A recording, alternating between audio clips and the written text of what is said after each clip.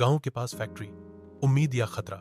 यह कहानी है महाराष्ट्र के एक छोटे से गांव नवागांव की, जो हरियाली, खेतों और शांत जीवन के लिए जाना जाता था। गांव के पास कुछ ही दूरी पर सरकार ने एक मिडसी महाराष्ट्र इंडस्ट्रियल डेवलपमेंट कॉरपोरेशन का इलाका विकसित किया था। वहां एक बड़ी फैक्ट्री और छोटी छोटी फैक्ट्री खुलने वाली थी। बाहर से यह खबर उम्मीद लेकर आई थी, लेकिन गांव के लोगों के मन में चिंता भी थी। अच्छी फैक्ट्री हुई तो लोगों को अच्छा रोजगार गांव पास में ही मिल जाएगा। शुरुआत में लोगों को बताया गया कि फैक्ट्री से रोजगार मिलेगा, सड़कें बनेंगी, गांव की तरक्की होगी, नए नए काम खुलेंगे और गांव में विकास आएगा।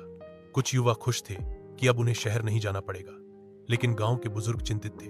अगर फैक्ट्री से प्रदूषण फैला तो खेतों और नदियों का क्या होगा, लोगों का क्या होगा। फैक्ट्री बननी शुरू हुई, कुछ गांव वालों को काम मिला, लेकिन ज्यादातर कामगार यूपी बिहार से आए। धीरे धीरे गांव के पास के पेड़ पौधे कटने लगे, जंगल बंजर होता गया, तालाब सूखने लगा, हवा में बदबू सी रहने लगी और बच्चों को खांसी की शिकायत होने लगी। जो वादा किया गया था, साफ सुथरा रोजगार देने वाला उद्योग, वो अधूरा सा लगा। सब बेतुकी बातें लगी। तब गांव के कुछ जागरूक युवाओं ने मिलकर पंचायत और फैक्ट्री प्रबंधन से बात की। उन्होंने पर्यावरण की जांच की मांग की।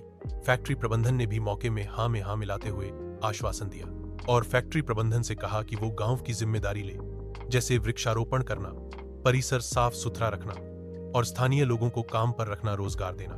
लंबी बातचीत और संघर्ष के बाद कुछ सुधार हुए।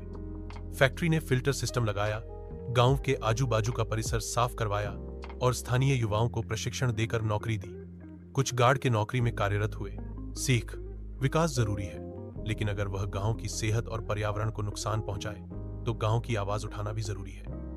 जागरूकता और एकता से संतुलित विकास संभव है।